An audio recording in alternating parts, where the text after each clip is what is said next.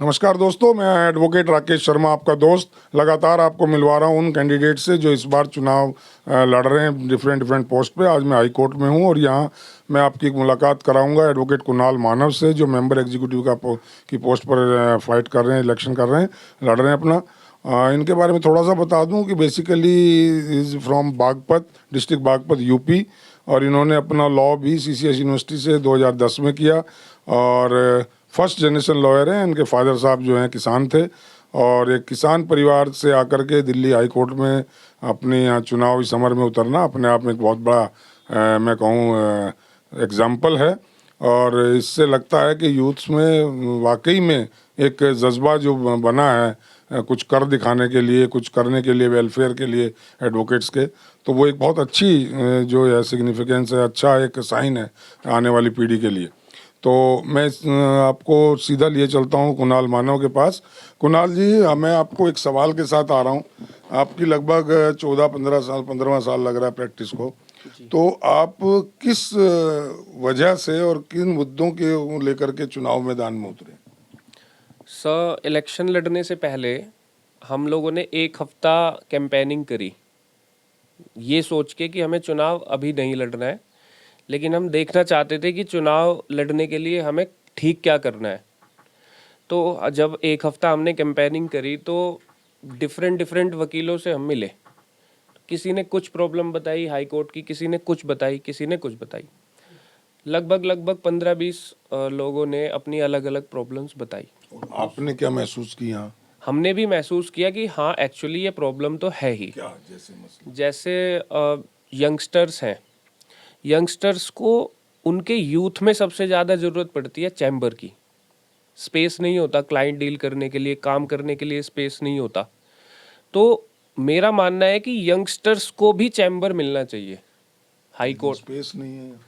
हाँ, तो जो चैम्बर्स ऑलरेडी अलॉट हुए हुए हैं, हम चाहते हैं कि एग्जीक्यूटिव कमेटी मिलकर के ऐसा कोई प्रस्ताव लेके आए कि उसी चैम्बर में एक जूनियर को भी अटैच कर दिया जाए।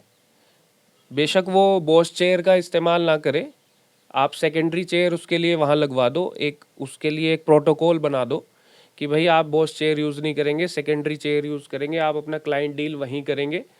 तो मेरे ख्याल से जो सीनियर्स को अलॉट हुए हैं chamber. But problem is that जिनको अलॉट हुए हुए हैं उनके पास ऑलरेडी जूनियर्स हैं और बहुत भारी तादाद में जूनियर्स हैं, उनको ही बैठने की प्रॉपर जगह नहीं है। बिल्कुल ठीक कहा आपने। तो मेरा ये मानना है कि बेशक उन्हीं के जो 4 जूनियर्स हैं या 10 जूनियर्स हैं, उन्हीं में से एक को आप अलॉट कर दो, क्योंकि उनमें से भी जो जूनियर है उनको भी एक्चुअली ज़रूरत है इस चीज़ की। चलिए, ये आपका सजेशन रहेगा, आपका रहेगा जी। तो और क्या मकसद रहा आपका चुनाव लड़ने का? दूसरा सर, जैसे लोकल कमिश्नर्स अपॉइंट होते हैं, तो जो फर्स्ट जनरेशन लॉयर होते हैं उनके पास करने के लिए उन माइंड तो है, नॉलेज भी है लॉ की, हिम्मत भी है काम करने की, लेकिन उनके पास क्या है कि पैसे की कमी होती है। भाई, कम्यूटेशन में भी पैसा लगता है और आजकल आप देख ही रहे हैं दिल्ली में रहने के लिए महंगाई है ही। तो मैं ये चाहता था कि जो लोकल कमिश्नर्स अपॉइंट होते हैं, अगर वो रेगुलर बेसिस पे एक यंगस्टर्स की लिस्ट बना करके हमारी बार कोर्ट्स में भिजवाए और वो इक्वल प्रोपोर्शन में लोकल कमिश्नर्स जो है उनको बनाया जाए, फर्स्ट जनरेशन लॉयर्स को, यंग लॉयर्स को बेसिकली, तो शायद ये वाला जो एक बेसिकली आप इसको कह सकते हैं एक शॉर्ट कमिंग या एक कमी जो यूथ लॉयर्स में आती है, यंग लॉयर्स में आती है, ये शायद हम उसको पूरा कर पाएंगे। हाँ, ये आप यूथ लॉयर्स के लिए हैं। यंग लॉयर्स, और फर्स्ट जनरेशन ये दो प्रॉब्लम आपने बता दी, दोनों यूथ से हैं। और कोई आपने महसूस की यहाँ हाई कोर्ट में? जी, मैंने एक प्रॉब्लम, बहुत बड़ी problem actually, erstwhile Delhi government ने क्या किया था, एक मेडिकल इंश्योरेंस की स्कीम लेकर के आई थी। उसमें उन्होंने 2 एलिजिबिलिटी कंडीशन रखी। पहली कंडीशन उनकी थी कि बीसीडी में रजिस्टर्ड वकील होना चाहिए यहाँ का वोटर होना चाहिए और दिल्ली का वोटर होना चाहिए। तो मेरा ये मानना है कि जब वकील बीसीडी में रजिस्टर्ड है तो वो दिल्ली का वोटर है कि नहीं, इस बात से क्या मतलब। अब आप ये मानो कि एक वकील गाजियाबाद रहता है, उसकी फैमिली वहाँ रहती है। हाँ, आप उस पर काम करना चाहते हैं? जी। तो मैं चाहता हूँ कि वो स्कीम जो है वो अमेंड की जाए टू दैट इफेक्ट, हाँ, ये तो सभी की प्रॉब्लम है, सीनियर जूनियर ये तो सभी के सब। इसमें सब है, हाँ, इसमें करेक्ट। तो इन एजेंडा, ये आपके एजेंडा हुए, ये आपका जो थीम हुआ आपका काम, इन पे आप काम करना चाहते हैं एग्जीक्यूटिव में आने के बाद, जी सर। इसीलिए आप चुनाव लड़ रहे हैं। जी। तो क्या लगता है आपके अगेंस्ट में कितने लोग खड़े हैं? जैसा सुनने में आया था 70-80 लोग थे, बट आफ्टर नॉमिनेशन ऐसा स्पेकुलेट लोग कर रहे थे कि 40-50 तो रहेंगे यही मेंबर एग्जीक्यूटिव पर। मेंबर एग्जीक्यूटिव की पोस्ट पे। 5 पोस्ट होती हैं, तो 40-50 लोग का ऐसा है।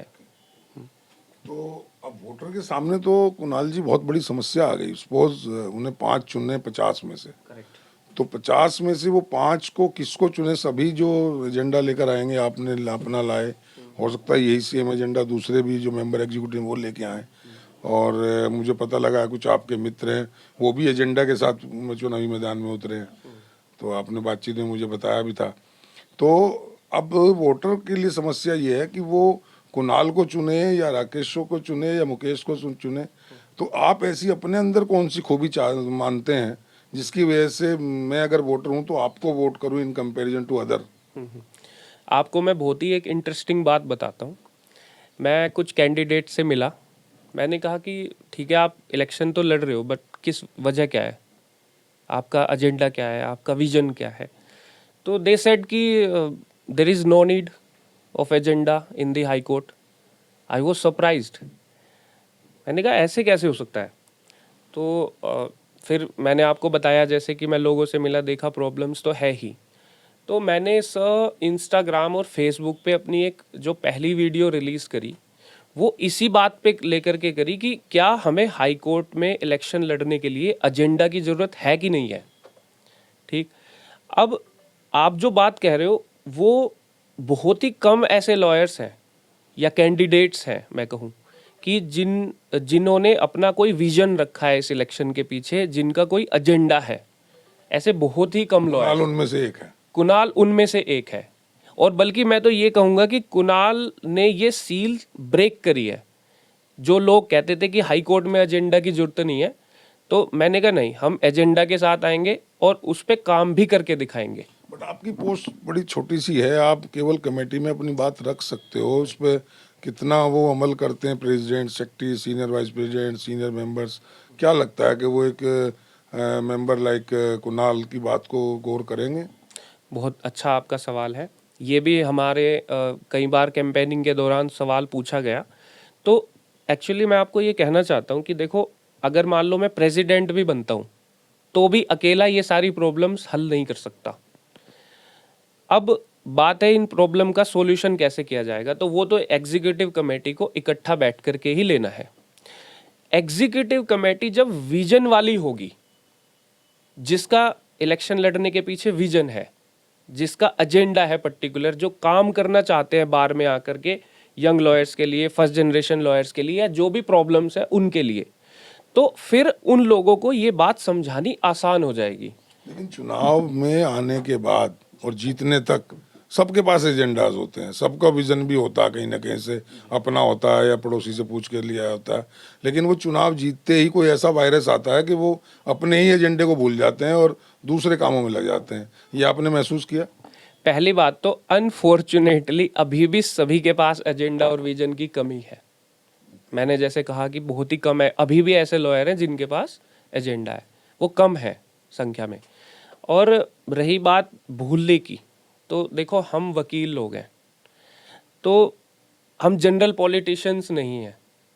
हम अपने भाइयों की प्रॉब्लम्स देखी, साथ के कलीग्स हैं वो हमारे, वो शायद पॉलिटिशियंस, और हम खुद भी हैं, हम खुद भी उसी जगह से उठ करके आए हैं। हम जानते हैं कि आज जो वकील, फर्स्ट जनरेशन वकील है, वो क्या फेस करता है चैलेंजेस। तो भूलने वाली बात यह है कि हम जनरल पॉलिटिशियंस नहीं हैं। और मैंने पिछले 10 साल में जो राजनीतिक उथल पुथल देखी, तो उसमें मैंने देखा कि ये अब भूलने वाली जो राजनीति थी वो बदली है, और जनता भी उसी पॉलिटिशियन को सपोर्ट कर रही है जो काम कर रहा है एक्चुअली। तो मेरा भी ये मानना है कि हम भी एग्जीक्यूटिव कमेटी अगर विजन वाली आई, तो इस काम को हम करवा करके ले जाएंगे अपने को। एक समस्या और मैं आपका ध्यान दिला दूं, आजकल चुनाव बड़े खर्चीले हो गए हैं जी और अपने अपने ढंग से चुनाव में लोग पैसा खर्च कर रहे हैं। मैं डिक्लेयर ज़्यादा नहीं डिटेल में जाता, आप भी देख रहे हैं, मैं भी देख रहा हूँ। Each and every advocate is looking right. तो आप तो किसान परिवार से हैं और स्ट्रगल कर रहे हैं पिछले 15 साल से, तो आप उस फ्रेम में आ पाएंगे खर्चा वर्चा करने का? किस आधार पे आप दम भरेंगे कि आप लोगों को इकट्ठा कर पाएं? पहले सबसे पहले मैं आपको ये बताता हूँ कि जो खर्चा करने वाले कैंडिडेट्स हैं, अब वो पहली बात तो उनको वकील के लिए काम नहीं करना। आप फर्स्ट जनरेशन और यंग लॉयर्स तो छोड़ दो, उनको वकीलों के लिए काम ही नहीं करना है। क्योंकि आप ये मान के चलो, जिसने 50 लाख 1 करोड़ रुपए अपने इलेक्शन में खर्च कर दिया, तो वो तो ये सोचेगा कि ये रिटर्न कैसे हो। ठीक, कुणाल के लिए वो प्रॉब्लम नहीं है मतलब? मेरे लिए वो प्रॉब्लम है ही नहीं।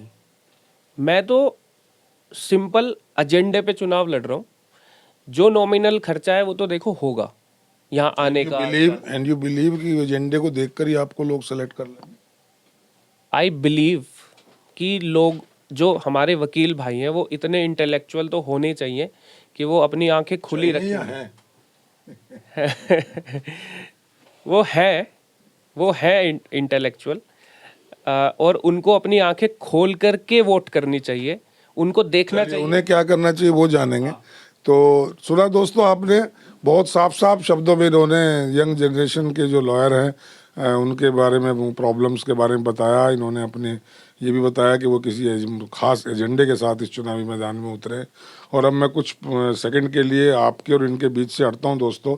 आप इनकी बात सुनिएगा, इनकी अपील, ये जो भी कहना चाहें। मानव ये वोटर्स सारे आपकी बात सुन रहे हैं, आप जो इनसे अपील अपने लिए करना चाहें कर सकते हैं। माइक में आपको दे रहा हूं। सिर्फ एक लाइन में मैं ये कहना चाहूँगा कि आप अपनी आंखें खोल करके वोट करनी है, विजन वाले कैंडिडेट को वोट करनी है, और जो आपके लिए काम करना चाहता है उसको बार में लेकर के आए। इसके अलावा मुझे कुछ नहीं कहना। हाँ, अगर स्पेसिफिकली नाम अगर मैं लूँ, जो एजेंडा वाले वकील हैं, प्रेसिडेंट की पोस्ट पे अगर बात करूं, नहीं, आप किसी और पोस्ट पे मत करिए, आप अपने तक कन्फाइन रखिए अपने को। आप अपने बारे में किस बेस पे वोट मांग रहे हैं वो अपने वोटर्स को कहिए। तो बस मेरा इतना ही कहना है कि because I am fighting for agenda, I am having some vision, so this is the only thing I have for you to vote. तो सुन लिया दोस्तों आपने, ये इनका विजन की बात इन्होंने की, और ये आपको इन्होंने साफ साफ कहा कि अगर आपको लगता है कि इनके पास कोई सॉलिड विजन है और कोई सॉलिड एजेंडे के साथ ये चुनावी समर में उतरे हैं, तो आप अपनी आंखें खोलकर, इन्होंने जैसा कहा, आंखें खोलने से मतलब आप कंपैरिजन करिएगा अदर कैंडिडेट्स के बीच में और मानव के बीच में, और जो आपको अच्छा फिर लगता है कंपैरेटिवली उसको आप सेलेक्ट करिएगा, उसको आप वोट कास्ट करिएगा। आज के लिए दोस्तों इतना ही, और मैं फिर मिलूंगा एक नए कैंडिडेट के साथ। थैंक यू कुणाल, बहुत बहुत good wishes from this channel. Thank you दोस्तों, फिर मिलूंगा। जय हिंद, जय भारत।